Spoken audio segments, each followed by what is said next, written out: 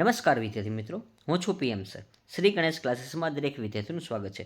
વિદ્યાર્થી મિત્રો, MCom same 3ની જે તારે એક્ઝામ ચાલી રહી છે એમાં કાલે તમારે જે પેપર છે એડવાન્સ કોર્પોરેટ એકાઉન્ટિંગ, તેના માટે તારે યુનિટ 1ના મોસ્ટ આઈએમપી સમ લઈને આવ્યો છું. તો જો પહેલાં તો યુનિટ 1નું નામ તમને ખબર હોવી જોઈએ. તે final accounting of companies, final accounts of companies. હવે એની અંદર 2 ટાઈપ્સના સમ તમારે પૂછાશે. ફાઇનલ અકાઉન્ટ નહીં પૂછાશે અને હા, મેનેજરિયલ રેમ્યુનરેશન છે તો એના પણ સમ પૂછાશે. હવે વિદ્યાર્થી મિત્રો, જો તમને આ ચેપ્ટર નથી આવડતું તો એના માટે હું તમને જેટલું કહું છું એટલું જ તમારે કરવાનું છે. એટલે ડેફિનેટલી તમે પાસિંગે પહોંચી જશો. તમારે આ દાખલામાં ન આવડે તો પણ તમને 10 અથવા 8 અથવા 12 માર્ક લેવડાવી આપીશ. હા, પણ એના માટે તમારે પહેલાં વિડીયોના અંત સુધી જોવો પડશે. તો વિદ્યાર્થી મિત્રો, પહેલાં તો તમને ખબર હોવી જોઈએ કે આમાં 2 ટાઈપ્સના સમ પૂછાશે, એટલે કે 2 પ્રકારના સમ પૂછાશે. એક તો આવશે ફાઇનલ અકાઉન્ટ. હવે જો ફાઇનલ અકાઉન્ટ છે એ તમારા માટે થોડુંક હાર્ડ પડશે, કારણ કે એમાં તો તમને કંપનીના વાર્ષિક હિસાબ જે 2000 ધોરણ 12માં તમે ભણ્યા હતા એનું સ્ટ્રક્ચર તમને ખબર હોવી જોઈએ, અને એના જેટલા પણ એડજસ્ટમેન્ટ આવે એટલે કે હવાલા આવે તેના અલગ અલગ તમારે કોર્પોરેટ બનાવવાના હોય છે. ત્યાર પછી એની અંદર ટાઈપ 2 બીજો સમ કયો આવશે તો કે એમાં આવશે રેમ્યુનરેશન. હવે જો માર્જિનલ રેમ્યુનરેશન છે એ પ્રોફિટ અને લોસ જેવું રહેશે, અને હા, એ તમને ખૂબ જ અગત્યનું છે અને બહુ ઇઝીલી આવી જશે. તો આમાં મેં તમને 2 પ્રકારના બંને ટાઈપ્સના સમ આપેલા છે અને એ પણ સોલ્યુશનમાં છે. અને હા વિદ્યાર્થી મિત્રો, આના જે તમારે સોલ્યુશન જોતા હશે તો આવતીકાલે છે તમને 9 વાગે સવારે તમને મળી જશે. આપણે જો ઇન્સ્ટા આઈડી જે છે એ તમને હું આમાં ડિસ્ક્રિપ્શન બોક્સમાં આપી દઈશ, અથવા તો ગણેશ ક્લાસીસ તમે સર્ચ મારશો, ગણેશ ક્લાસીસ 14 એવી રીતે તમે લખશો તો પણ તમને મળી જશે. એમાં આપણો જે લોગો છે અત્યારે તમને યુટ્યુબમાં પણ જોવા મળે છે. સેમ એ લોગો ટાઈપનું જે છે એ આઈડી આપણું પોતાનું છે. તો ખાસ તમે એમાં ફોલો કરી લેજો, એટલે તમને એના જે આઈએમપી ક્વેશ્ચન છે એ તમને એમાં જોવા મળી જશે. તો આ જે ઇન્સ્ટા આઈડી છે એ તમને ડિસ્ક્રિપ્શન બોક્સમાં આપી દઈશ. અને આ વિદ્યાર્થી મિત્રો, હવે આમાં આપણે શું કરવાનું છે તો ફાઇનલ અકાઉન્ટ એક અહીંયા તમને અમાઉન્ટ આપેલી છે, the trial balance sheet of the Pallavi limited as on 31 March 2017. તો અહીંયા જો તમને ધોરણ 12 જેવો સમ છે, પરચેસ છે, લેન્ડ એન્ડ બિલ્ડિંગ છે, પ્લાન્ટ એન્ડ મશીનરી છે, બસ furniture, investment, goodwill, preliminary expense, debtors, production expense, debenture, redemption, investment and salary.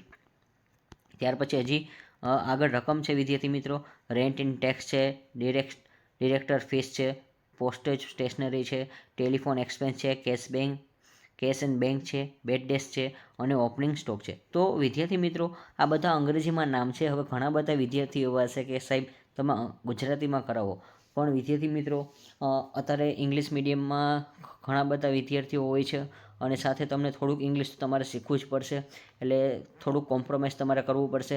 પણ હા, ડેફિનેટલી હું તમને થોડુંક ગુજરાતીમાં જ સમજાવીશ એવું હું ટ્રાય કરું છું. અને હા, જો ન ખબર પડે તો આની જે સેમ ટુ સેમ એવો આના જેવો દાખલો હું તમારા માટે આપું જ છું. એટલે હું તમારું વિચારને જ ખરેખર વિડીયો બનાવું છું કે ભાઈ એમાં સાથે ગુજરાતીના પણ દાખલા મૂકું છું અને ગુજરાતીની રકમે તમને મૂકું છું. તો તમે એ વાંચી લેજો, એટલે જેથી કરીને તમને આઈડિયા આવે છે. ત્યાર પછી બાજુમાં જે તમને અત્યારે આ જે આપેલું છે પર્ટિક્યુલરમાં ક્રેડિટ સાઇડ, તો ક્રેડિટ સાઇડમાં શેર કેપિટલ એટલે કે શેર મૂડી કહેવાશે, સિક્યુરિટી પ્રીમિયમ કહેવાશે, પછી કેપિટલ રિઝર્વ એટલે મૂડી અનામત, જનરલ રિઝર્વ એટલે સામાન્ય અનામત, પ્રોવિડન્ટ ફંડ છે, ડિબેન્ચર છે, સેલ્સ છે, ક્રેડિટર્સ એટલે લેણદાર થશે, ડિબેન્ચર રિડેપ્શન રિઝર્વ થશે એટલે કે ડિબેન્ચર છે અનામત થશે, બેંક લોન છે, પબ્લિક ડિપોઝિટ છે એટલે કે જાહેર કહેવાશે, પછી બેડ ડેપ રિઝર્વ એટલે સામાન્ય ઘાલખાત અનામત કહેવાશે.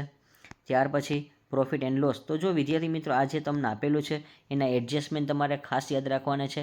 Considering the following information prepare the final account. જો અહીંયા લખ્યું છે ફાઇનલ અકાઉન્ટ બનાવવાનું છે. અને વિદ્યાર્થી મિત્રો, કાલનું જે તમે પેપર જુઓ તો એમાં મેં તમને આજે એક સ્ટ્રેટેજી આપેલી છે. સ્ટ્રેટેજી મેં તમને કીધું હતું કે ભાઈ હું જેમ એક્ઝામમાં તૈયારી કરતો એ મુજબ કે પહેલાં તમે પાર્ટ 1નો વિડીયો જોવો, તો એ પણ તમને ડિસ્ક્રિપ્શન બોર્ડમાં એની લિંક મળી જશે. પાર્ટ 2નો પણ તમને જે વિડીયોની લિંક છે એ પણ તમને ડિસ્ક્રિપ્શન બોક્સમાં મળી જશે. તો પાર્ટ 1માં એવું કીધું હતું કે તમે યુનિટ 4થી ચાલુ કરો, પછી યુનિટ 3 કરો. અને હા, અર્નિંગ પર શેર છે એ બધાને આવડી ગયું હશે, કારણ કે ખૂબ જ મેં તમને સહેલી રીતે સમજાવેલું છે. ત્યાર પછી યુનિટ 2 જે છે કોન્સોલિડેટેડ ફાઇનાન્શિયલ સ્ટેટમેન્ટ, એમાં પણ મેં તમને એનો પણ વિડીયો તમને બનાવી દીધો છે. અને અત્યારે લાસ્ટમાં જે છે એ આપણે 20 માર્કનો સમ છે, યુનિટ 1 છે ફાઇનલ અકાઉન્ટ. તો આની અંદર 2 મેથડ પૂછાશે, એક તો ફાઇનલ અકાઉન્ટિંગ અને મેનેજરિયલ રેમ્યુનરેશન. તો અત્યારે આ ફાઇનલ અકાઉન્ટ છે. તો વિદ્યાર્થી મિત્રો આનું જે રકમ છે એ તમે થોડુંક રીડ કરજો, જેથી કરીને તમને થોડુંક આઈડિયા આવશે. અને આ ગુજરાતી મીડિયમના વિદ્યાર્થીઓ છે એ તમે આના બેઝ ઉપર એક સમ હું તમને અહીંયા આપીશ, એનો પણ તમે પ્રેક્ટિસ કરજો. સેમ અમાઉન્ટ જ છે અને સેમ બેટથી જ રકમ છે, એટલે ખાસ તમારે પ્રેક્ટિસ કરવાની છે, બીજું કંઈ નથી કરવાનું. અને હા વિદ્યાર્થી મિત્રો, આ તો તમને સમ અત્યારે ગણીને આપવો પડે એવો છે, કારણ કે આ સમ છે બહુ ઇમ્પોર્ટન્ટ છે અને એક્ઝામમાં લગભગ 3 થી 4 વાર ઓલરેડી પૂછાઈ ગયેલો છે. તો વિદ્યાર્થી મિત્રો, અહીંયા તમારે છે આના રકમનો જે છે સ્ક્રીનશોટ લઈ લેવાનો છે. અને આ તમારા ખાસ મહેનત માટે એક અમારા વિદ્યાર્થી છે ને મેં તાત્કાલિક કીધું હતું, તે બિચારે સમ ગણીને આપ્યો છે, તો એનો પણ આભાર માનજો તમે થોડોક. તો વિદ્યાર્થી મિત્રો, તમારા માટે જો અમારા વિદ્યાર્થી પણ અમુક પ્રકારના આવી રીતે મહેનત કરે છે, તો ખાસ તમે એનું પણ વિચારજો. અને મેક્સિમમ આ વિડીયો છે તમે એને શેર કરજો, એટલે જેથી કરીને તમને આઈડિયા આવશે. હવે વિદ્યાર્થી મિત્રો, આ જે સમ તમે જુઓ તો તમને ખબર પડવી જોઈએ કે આ ધોરણ 12માં જ આપણે આવો સમ આવતો.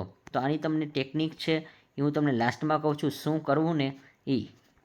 તો ખાસ તમારા આ જે સમ છે એનું તમારે એકવાર રિવિઝન કરવું પડશે. સ્ક્રીનશોટ લેતા જજો વિદ્યાર્થી મિત્રો, અથવા તો હું તમને આવતીકાલે સવારે 9 વાગે બનશે તો હું ટ્રાય કરીશ કે વહેલું પણ મારા જે સ્ટાફ મેનેજમેન્ટ હશે એને વાત કરીશ, એ લોકો તમને વહેલું ફોરવર્ડ કરી દેશે ઇન્સ્ટાગ્રામમાં.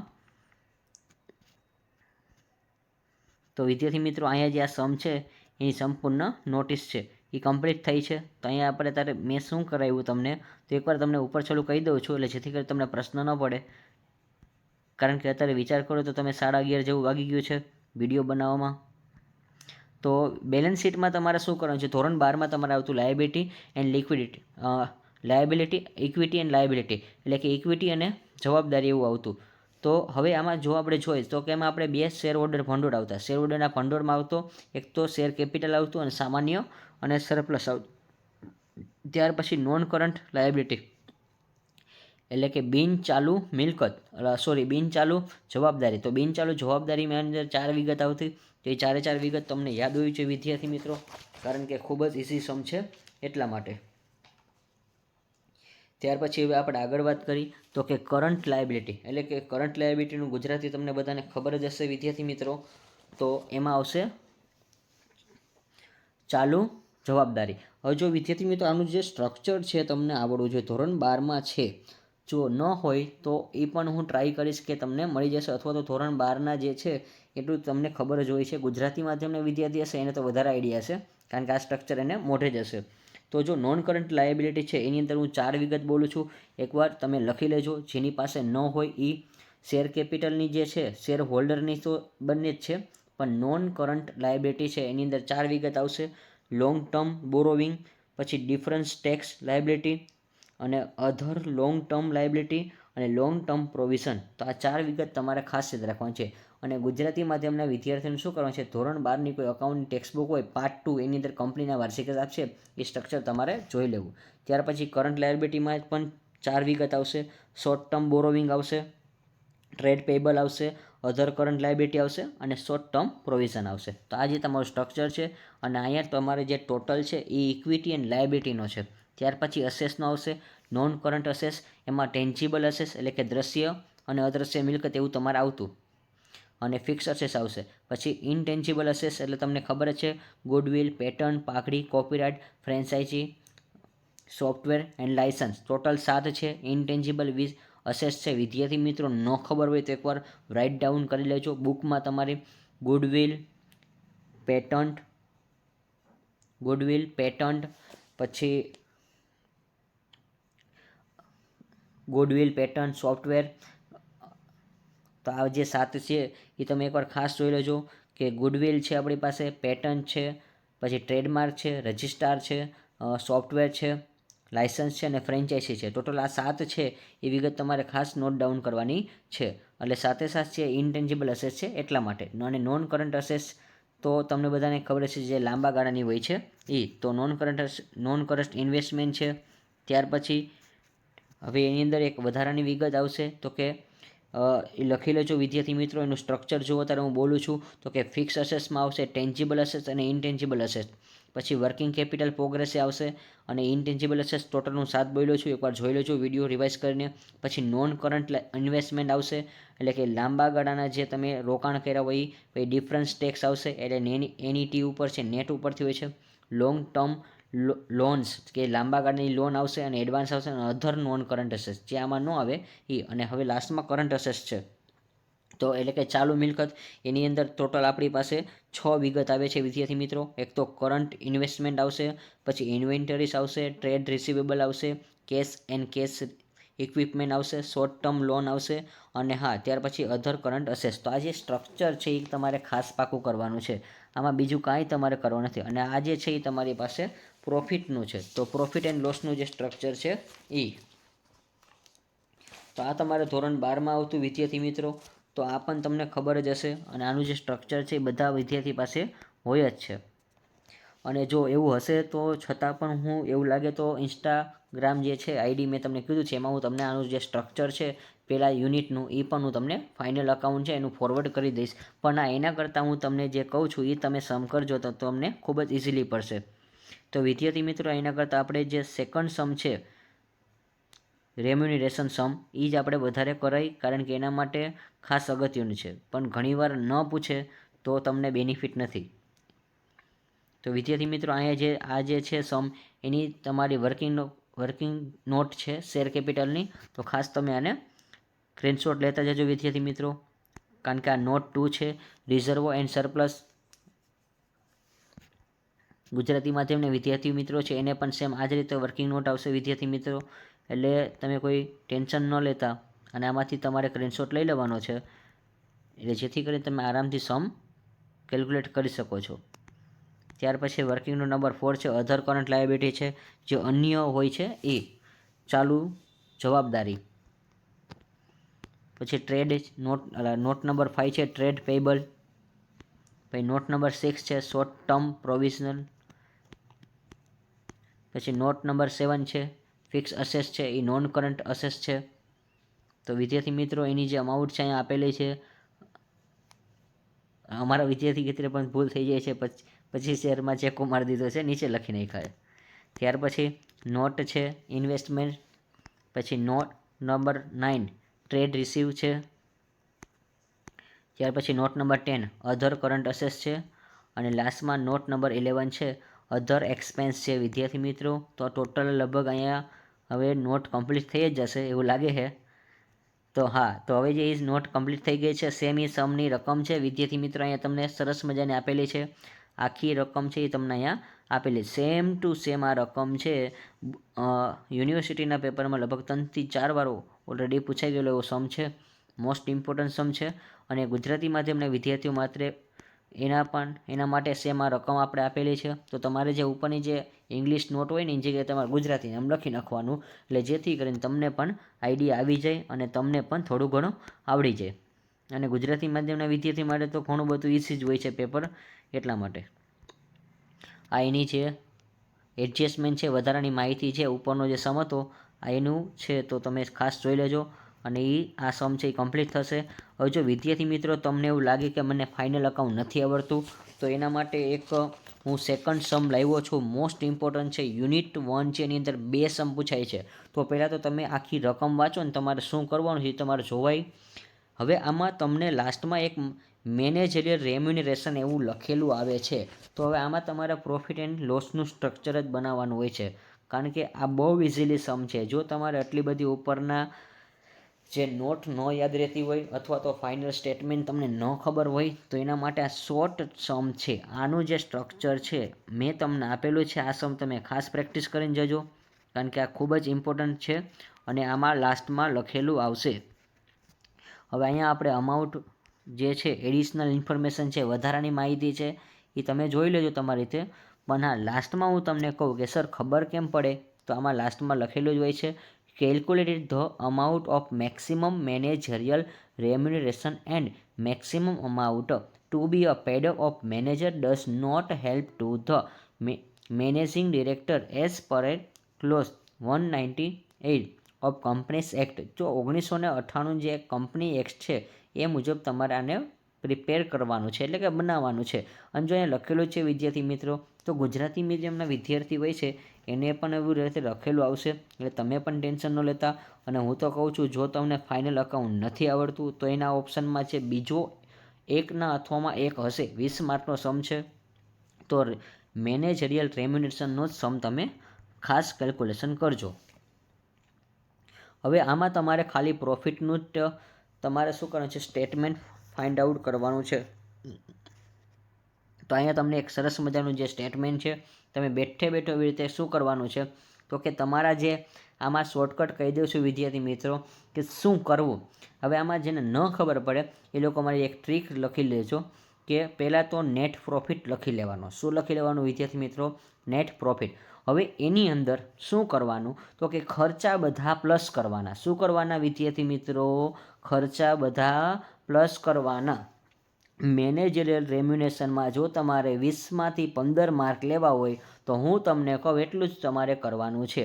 તો પહેલાં તમારે નેટ પ્રોફિટ લખવાનો છે. એમાં નેટ પ્રોફિટ લખાઈ જાય એ તમારે પ્રોફિટ એન્ડ લોસનો જ હોય, બારે લખી નાખવાનો. પછી ખર્ચા બધા પ્લસ, અહીંયા જે એડ લખ્યું ને ભાઈ, નોટ અલાઉબલ એક્સપેન્સ, એમાં તમારે બધા ખર્ચા પ્લસ કરવાના. શું યાદ રાખવાનું? ખર્ચા બધા પ્લસ. તો આ જો પેમેન્ટ છે, સેલેરી છે, લોસ છે, આ સાયન્ટિફિક રિસર્ચ છે, પછી ડોનેશન છે, return debenture of issue expense છે, ડેપ્રિસિએશન છે, પ્રોવિઝન ફોર ટેક્સેશન છે, બેડ ડેપ્ટ છે, પછી TDS છે. આ બધા ખર્ચા કહેવાય વિદ્યાર્થી મિત્રો. આ બધા ખર્ચાને આપણે શું કર્યું છે, તો કે સરવાળો, અને એનો સરવાળો છે તમારું જે ઓલું નેટ પ્રોફિટ હતું 7 લાખ, એમાંથી આ 5,52,000 બાદ એમાં તમારે સરવાળો કરવાનો છે. એટલે ખર્ચા બધા સરવાળામાં લેવાના. ખર્ચા બધા શું કરવાના? સરવાળામાં. અને આવક બધી બાદ કરવાની. શું કરવાની?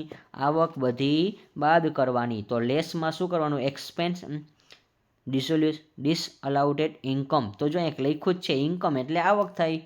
જો ન ખબર પડે તો એટલું યાદ રાખો કે એક્સપેન્સ એટલે ખર્ચા પ્લસ કર્યા, આવક બધી બાદ કરી. તો જો ઇન્કમ શું છે, તો ઇન્કમમાં અલાઉબલ ડેપ્રિસિએશન છે, પ્રોફિટ ઓન સેલ્સ બિલ્ડિંગ છે, net profit as per the section 198 છે. તો આ જે મુજબ આપણે જવાબ મળ્યો છે લાસ્ટમાં.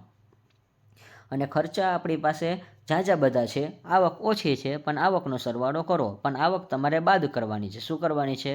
આવક બાદ. તો જો વિદ્યાર્થી મિત્રો હવે તમને ખબર જ પડી ગઈ છે કે મેનેજરિયલ રેમ્યુનેશન હોય એટલે હજી એકવાર કહું છું, નેટ પ્રોફિટ છે બારે લખી નાખવાનું. નેટ પ્રોફિટમાં ઉમેરો, તો ઉમેરામાં શું કરવાનું? ખર્ચા બધા પ્લસ. ગુજરાતી માધ્યમના વિદ્યાર્થી ખાસ સમજો, ખર્ચા બધા પ્લસ કરવાના, આવક બધી શું કરવાની? બાદ. આટલું તો તમને ખબર પડે જ.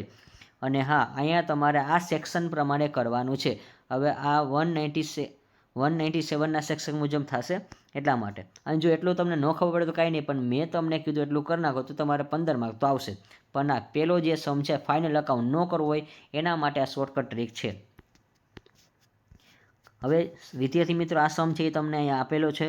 તો સેમ આ સમ છે તમારે ખાસ પ્રેક્ટિસ કરવાની છે. અને આ સમ છે ખૂબ જ ઇમ્પોર્ટન્ટ છે, સેમ એના જેવો જ છે. તો આનો તમારે સ્ક્રીનશોટ લઈ લેવો વિદ્યાર્થી મિત્રો. ત્યાર પછી આની તમારે ગણતરી કરવાની છે, એટલે જેથી કરીને તમને ઇઝીલી સારા માર્ક આવી શકે છે. અને આ રકમ છે એ ડબલ અમાઉન્ટ કરીને રાખેલો છે. અમાઉન્ટ છે ખાલી ટૂંકમાં ડબલ થઈ છે, એટલે ખૂબ જ ઇઝીલી સમ છે તમને આવડી જાય એવો છે.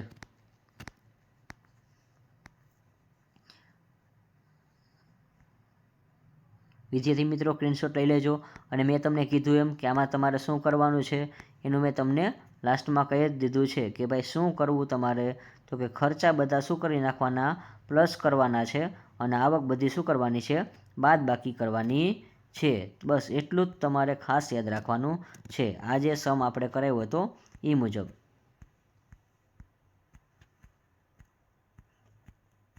તો વિદ્યાર્થી મિત્રો આનો જે સમ છે આ PDFમાં તમને મેં કીધું એમ કે ખર્ચા બધા તમારે ખાલી શું કરવાના છે?